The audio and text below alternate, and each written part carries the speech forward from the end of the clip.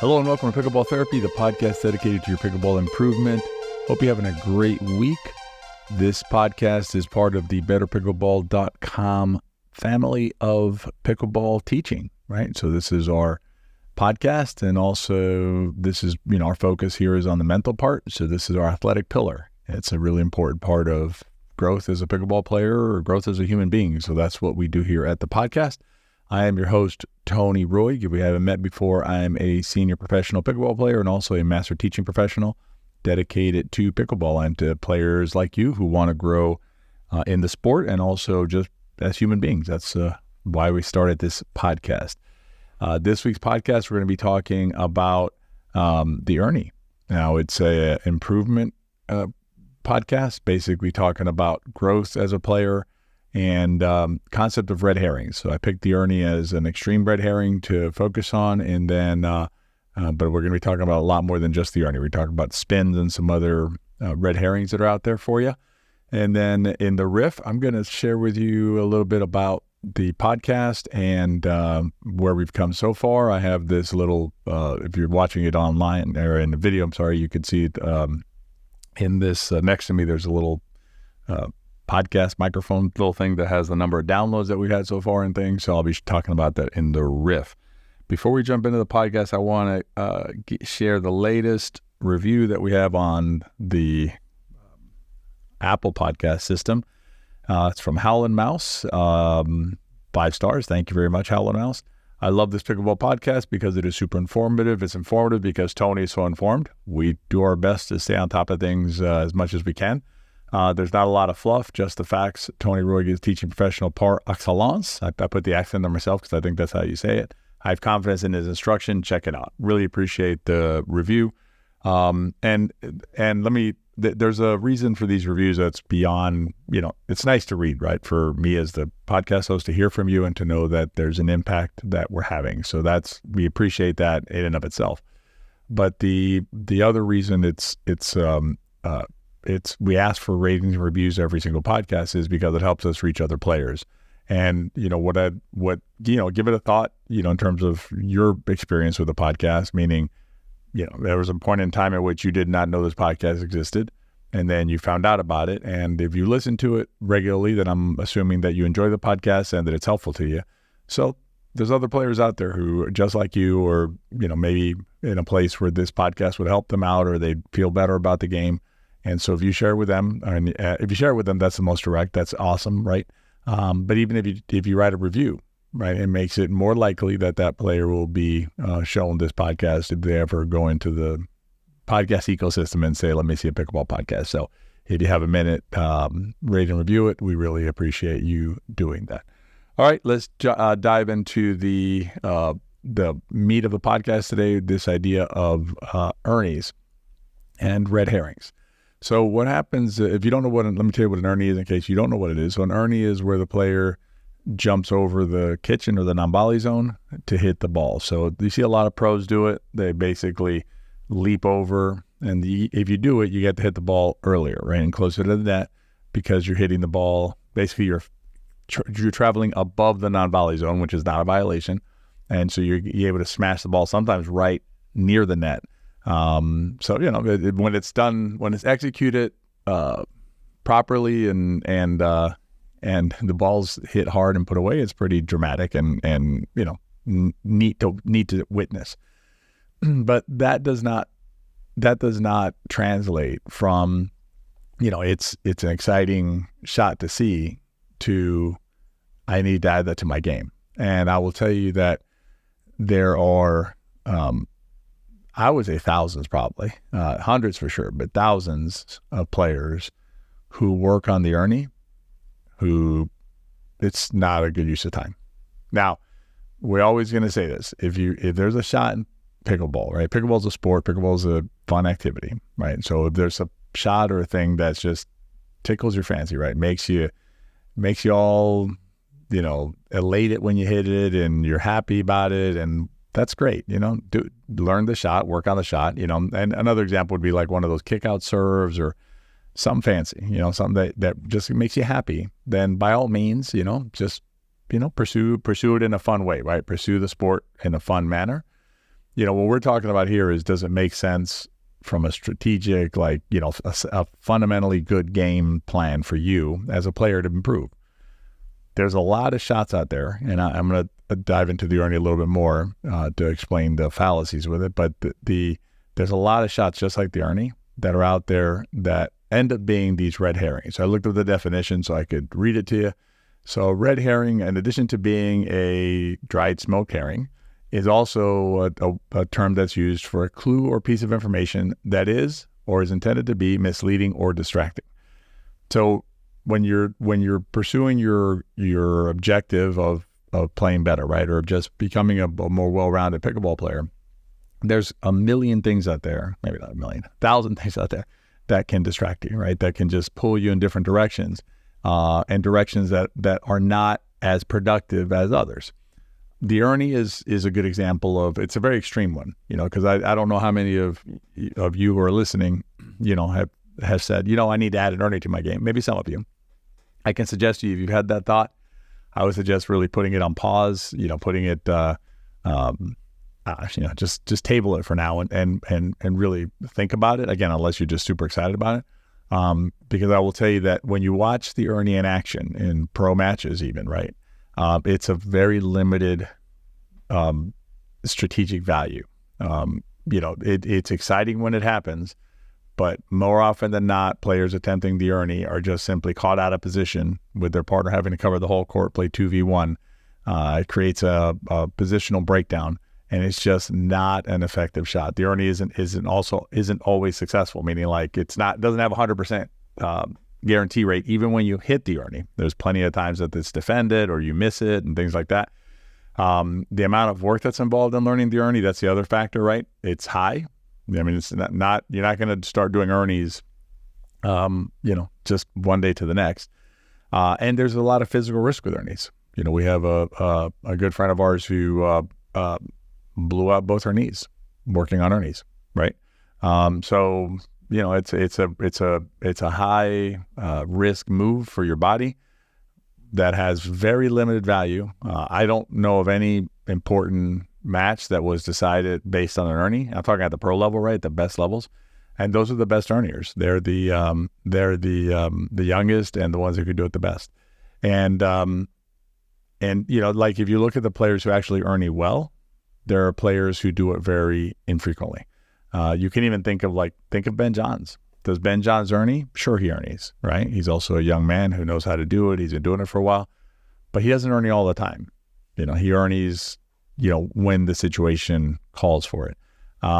They're basically, he reads the situation, and then based on his read and anticipation is able to hit an Erne.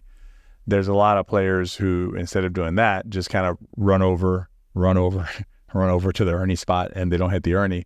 And it's just, doesn't do anything. It actually doesn't do anything positive, does something negative for the team. So the Erne is an extreme, but there's plenty of other areas where we can get distracted, right? Like the red herring thing, right? We just basically go down these paths, right, that don't really lead to anywhere, and oftentimes lead us backward. And you may have heard me say this before, but it bears repeating. There are, I know of many players in my circle of players who I know, right? Growing in my area, right? Who I've been friends with for years who play pickleball, who have, some have gotten stuck, but more often than not, they have regressed as players. Okay. So they've gone backward, and these are players who work on their game. These are not, these are not just casual, play once in a while. Lessons, drilling, the whole 9 yards. And their pickleball has gone backward. And it's gone backward because they've added elements to their games that are necessary. And they are causing them to make more mistakes in their shots than they would have made otherwise. So, it's not even like, it'd be bad enough, right? If I just said, it's not worth it. And basically, it's not going to do anything for you. Here, what I'm telling you is that there's a lot of times that these sorts of additions that seem sound actually will regress you. They'll actually make you go backward, which is obviously worse. And then the example I gave you with our friend with the Erne, who, blew out both of her knees doing something that, frankly, if she had asked me, I would have said, don't even go down that path. It's just not necessary, right? It's not significant to help your game. Again, if she wanted to do it because it just made her happy, then fine. Everybody's an adult. You have fun. But if you're doing it because you're thinking, oh, this is going to really elevate my game, it's not where the action is. Last night I did a live game study with some of our students inside the Better Pickleball Academy, and we analyzed some pro play. And I wanted to show in the match, I wanted to show how many shots that those players hit. And we're talking about, we're watching J.W. Johnson, and it's early in the morning, J.W. Johnson and Dylan Frazier against Gabriel Tardio and Andre Diascu. So these are two of the top 3 to 5 teams in pickleball, in all of pickleball, right? I mean, they play men's, but anyway, so they're two of the top 3 to 5 teams in all of pickleball and doubles. And I showed, I asked the viewers, the students who were there, to watch how many of the shots, as we watched the rallies, how many of the shots were fundamentally sound shots that were achievable by anybody who was present, right? Any of the students who were there. And I can tell you that the vast majority of shots that these players hit are fundamentally sound shots that most of us can hit regularly without making a lot of mistakes. And I actually focused in on one of the shots on Gabriel Tardio, young player, very exciting young player, excellent player, and very nice young man. I've had the pleasure of meeting him since the time that he was a much younger teenager playing pickleball. But anyway, watching Gabriel Tardio hit some volley dinks, right? I was able to slow those down and just frame by frame them so you could see. It's a very flat, simple process, right? Simple mechanic where he's just reaching his paddle out, open face, making contact with the ball, and just gently pushing it to where he wants it to go. Nothing exciting, no big swings, no big follow-throughs, no big spinnies and stuff like that. Nice and simple. And he's one of the best players on the planet. So, what that's the opposite of the red herring, right? Those are players who understand what it takes to win and aren't getting drawn down these side paths on maybe I should add this exciting new thing, right? Because this is what's going to solve my game. What they do is they focus on fundamentals. And, that's a word that we shy away from that word in our, when I say we, CJ and I, we shy away from that word in our materials that we write, that we publish, not because it's a fantastic word. It's a great word. And it really describes a lot, but we shy away from it because the minute we say the word fundamentals, what is it that you hear? Right? Objectively, you hear beginner, basic, I'm past that, right? And that is couldn't be any further from the truth. Because all of us, myself included as a senior pro player, and all of the pro players who I know, senior and non-senior, focus on fundamentals. That's what we focus on. That's what makes us play the way that we play. It's not the sexy shots. It's not the ESPN highlight shot. That is not how these players win a lot of matches. They win a lot of matches by focusing on the fundamentals. If you haven't seen it yet, you can go to the Into Pickle channel on YouTube. It's NIN, the number 2 pickle altogether. I did a soft game breakdown last week on a pro match, and you can see how those teams, what they focus on are soft game fundamentals. That's what they focus on. And mechanically, it's fundamentals. Now, once you master the fundamental, if you want to layer some other complexity on it, that's okay. And the other thing too, on a red herring note, is when you see like an Anna Bright or some Anna Lee Waters or one of these players hitting like roll dinks and stuff like that, where they're rolling their dink with topspin. Like Anna Bright played, Division I college tennis. She's hit topspin forehands since probably she was like 5 or something. I don't know the exact answer, but my guess is she's hit them her whole life. And so, yeah, she can hit that shot because she knows the timing. She knows the exact feel. She knows the exact paddle motion, everything like that. Can you hit that shot? Sure. Give yourself, 50,000 reps And then, okay, maybe you'll have a consistent forehand roll dink like Anna Bright or Anna Lee or somebody like that. So that's, when you think about your shots, when you think about growth of your game, I can't stress enough, focus on the fundamentals, right? And the reason I picked the Erne as the title and the beginning of this podcast is because the Erne, it's not that there's anything wrong technically, like it's okay, it's fine, it's a legal shot, it's effective when done well, but it's so far on the other end of fundamentals, right? It's literally the opposite extreme of fundamentals. The only other thing similar would be like a crazy hyper spin serve or something like that. That's like way on the edges. That's where shots like the Erne are. But for most of us, I would suggest to you that even things like I need to add spins, or I need to add let's say like a two-handed backhand drive, right? Why do you need a two-handed backhand drive? How often are you going to hit that shot, right? So there's a series of factors you can consider when you're deciding whether you should be working on something. You can think about it in terms of how much water it carries, right? How much water does the shot or the thing that you want to work on carry, really, in a game? For instance, like, a good block volley carry a lot of water for you. Oh man, that thing will be at your side all the time. You can use it, all the time. A good punch volley, awesome stuff, right? Again, like a backhand cut dink. How's that improve your dink from a really consistently sound flat dink? It's not going to give you that much more benefit. It's a marginal advantage. And then look at the potential downside of it, right? The downside of it is how much more error does it add to your game? And then ask yourself, how long is it going to take you to learn this shot? And are you willing to put in that time? And is it taking away from something else? We've done game studies where we've shown how, like a failure on one shot costs a team the whole match, right? And it was a situation, it ties back to the Erne, because it was a situation where the player didn't have a confident punch volley. So the player was letting all the third shots bounce, right? So whenever this player was up at the non-volley zone line on the return side, so they were in a position of advantage, when the third shot came towards that player would back away from the line every time. And that allowed the other team to come forward every time, and then ultimately they end up losing this match. But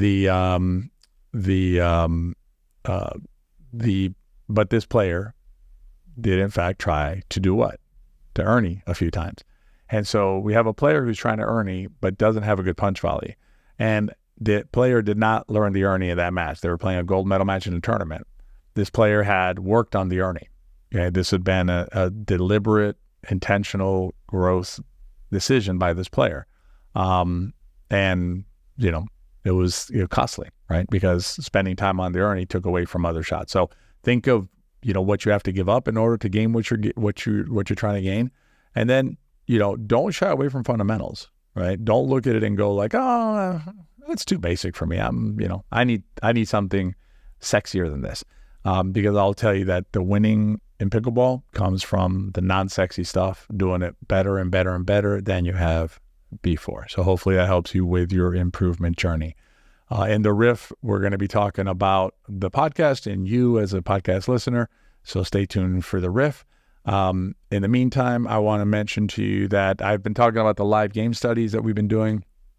That's inside our Better Pickleball Academy. If you haven't checked that out, check that out. You can go to betterpickleball.com. I'll put it in the show notes. And we have a list of courses on there. Many of the courses are basically already on there. So like unforced errors, partner play, stacking. If you want to really, like if you want to add something to your game that's really helpful, stacking. And stacking is frankly easy peasy mac and easy. I mean, to learn stacking is not complicated. But, learning how to apply, like mastering it's more complicated, obviously, but learning how to do it, not that complicated. Certainly easier in the Erne, and it'll give you a lot more results. So we have several courses like that already up right now. We have several more courses being launched that are coming out a little bit later this year. So be on the lookout for that. And if you want to join one of our live game studies, we'll be doing them probably at least once, one live game study every month, maybe more during a month, depending on the schedule. But live game study is just a really interesting way to interact with pickleball and to grow because, I will walk you through a match We curate the match specifically for some reason, like, the teaching moment here or, teaching concepts. And then we go through it, and it's just a really fun way of seeing the sport of pickleball. So again, check that out. I'll put the link down below. All right, let's talk podcast for a few minutes. So next to me, if you're watching this on the video, there's a little microphone looking thing, like a 50s microphone. And it says 250,000 downloads, Transistor, which is our hosting site, and then Pickleball Therapy. So I wanted to let you know that, our podcast has exceeded 250,000 downloads. We're above that now, but 250,000 downloads, that's significant. And, what I wanted to do is to thank you as a listener to the podcast for, trusting us with your journey, right? Trusting us with your mental side of your journey, with the, we hope, a no-nonsense kind of approach to pickleball and to your growth as a pickleball player. And as you probably already know, to your relationship with pickleball, because we know that, particularly if you're listening to a podcast like this, you're not a casual, interactor with pickleball. This is an important part of your life, as well it should be. It's a fantastic sport, a fantastic third space in terms of our lives and our ability to interact with other friends of ours who share a like passion for pickleball. But we take our role in your journey seriously, and we're happy to be a part of your journey in terms of, sharing with you what knowledge that we've been able to gain from this sport and from, using the sport as a way to grow as human beings. And again, thank you very much for being a part of the Pickleball Therapy podcast and allowing me into your homes or into your ears, each of these weeks for the past, and we're going on 4 years now. So anyway, thank you very much for that. And wouldn't be a complete podcast if I didn't ask you to share with your friends, right? Because if you enjoy the podcast, they probably will too. And maybe we'll go from 250,000 downloads to 500,000 downloads. And really the important thing here is that players have this resource available to them if it's something that will help them enjoy a more extensive and richer relationship with this beautiful sport of pickleball. I hope you have a great week, and I look forward to seeing you at our next podcast.